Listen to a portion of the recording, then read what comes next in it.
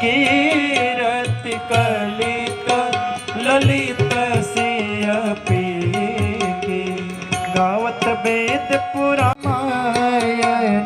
जी की कीरत कलित ललित से अपीति गावत संतत संभो विवर जब खाली साधु तुम करुण के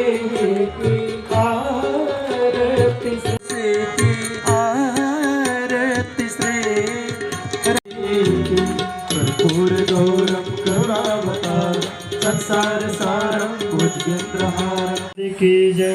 ओम नमः पार्वती पते हर हर से ये कह लीजिए कि ये राम जी अवध में विराजमान हो गए हैं। 1 वर्ष हो गए इसी के उत्सव में आयोजन हम सभी राम के संतान हैं। राम हमारे गौरव है, राम हमारी व्याख्या है, राम हमारे जीवन है, राम हमारे सब कुछ है।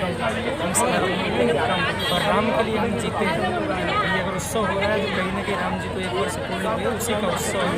उत्सव ये यहीं पर नहीं होना चाहिए, कोई भारतवर्ष में होना चाहिए और घर घर में होना चाहिए, क्योंकि राम सबके हैं। महाराज जी, आपका थाने में पहली बार आगमन हुआ है और भव्य राम कथा का आयोजन यहाँ नलपाड़ा में हुआ है, क्या करेंगे?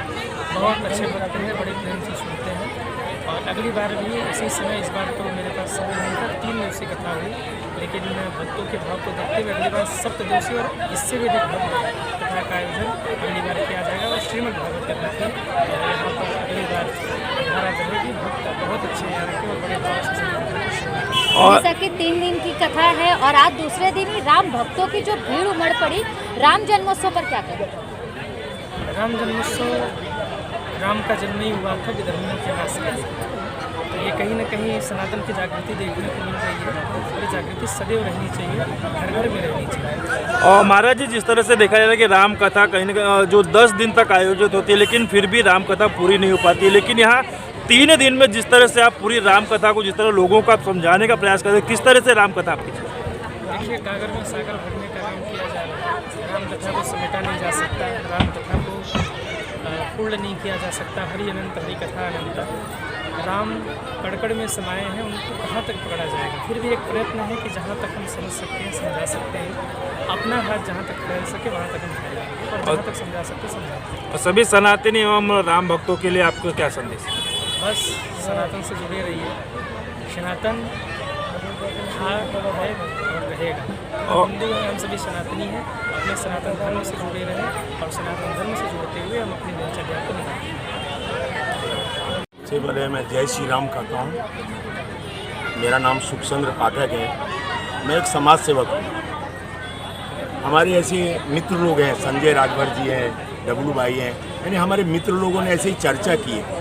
और ये ज़्यादा दिन की चर्चा नहीं, एक 10 दिन की चर्चा है कि हम लोग बागेश्वर धाम भी जाते हैं हमेशा महाराज जी के साथ में। तो ऐसा विचार हुआ कि इस परिसर में आज तक नलपाड़ा, ये जो धर्म गांधीनगर और नलपाड़ा धर्मवीर नगर, ये तीनों परिसर में राम कथा नहीं हुआ था। हम सुनते थे इस एरिया में हो रहा है, इस एरिया में, लेकिन हमारे यहाँ का कोई भी तरह का या राजनेता हो या जो भी हो, किसी ने राम कथा का आयोजन किया नहीं।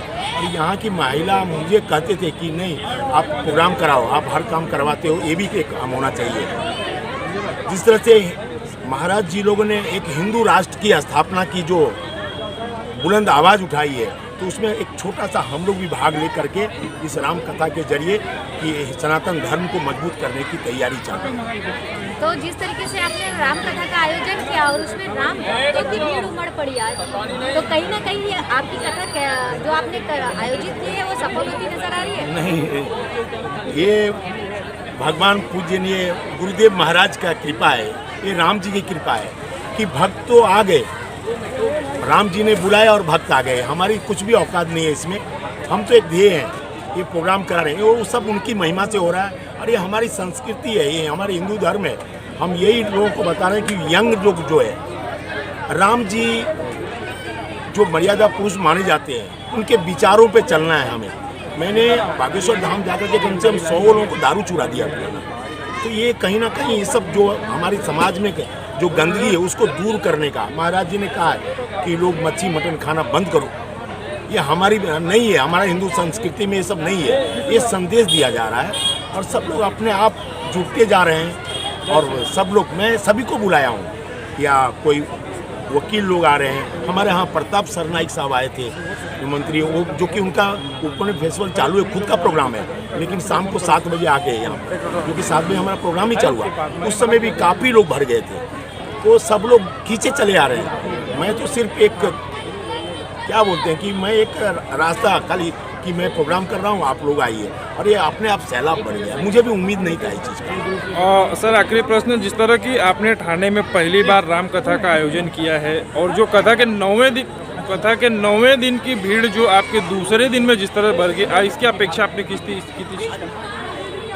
नहीं, ये क्या हो गया है कि यहाँ के लोग हैं ना, काफ़ी लंबा जाते थे राम कथा सुनने के लिए, भगवत गीता पाठ सुनने के लिए, हनुमान पाठ सुनने के लिए, लेकिन यहाँ पे जब लोकल में उनको मिला देखने के लिए तो ये दौड़े चले आए।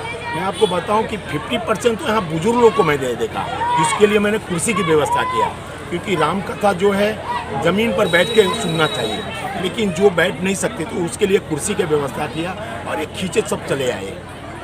और सभी यहाँ के सभी परिसर के और राम भक्तों के लिए आप क्या संदेश करें? मैं यही सभी के लिए संदेश दे रहा हूँ कि आप लोग हमें सपोर्ट कीजिए, राम कथा सुनिए। मैं हर साल, अभी महाराज जी से भी मुझे रात में बात हुई, तो हर साल हम बुला करके लोगों को अपने धर्म, अपना संस्कृति, सनातन धर्म की आवाज़ को बुलंद करते रहेंगे। यही हमारी